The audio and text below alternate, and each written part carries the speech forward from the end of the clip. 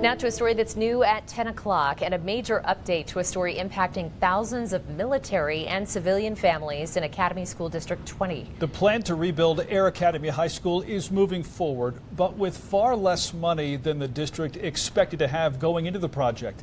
That funding cut comes from the tightening federal budget.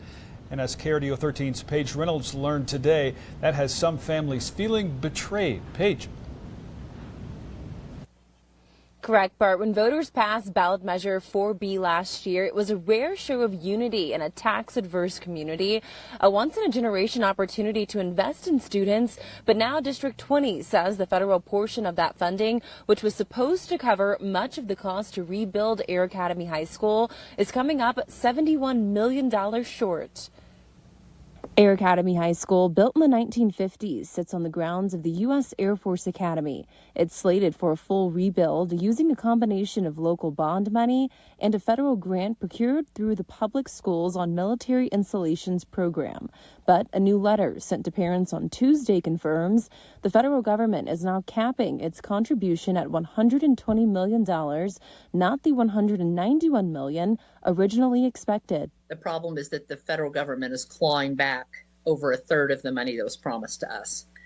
And that's a huge amount. For years, families had raised concerns about safety and deteriorating conditions inside the school. There were literally pieces of the school flying off, and I was thinking, should I go in the school or should I just sit in my car and think, oh, the minivan has more protection than Air Academy High School at this point. Those concerns a big part of why the community passed the 4B bond measure in November of 2024.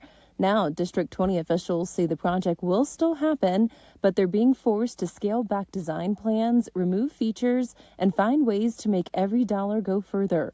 A federal evaluation team is set to visit the campus next week to review the site and determine how to proceed.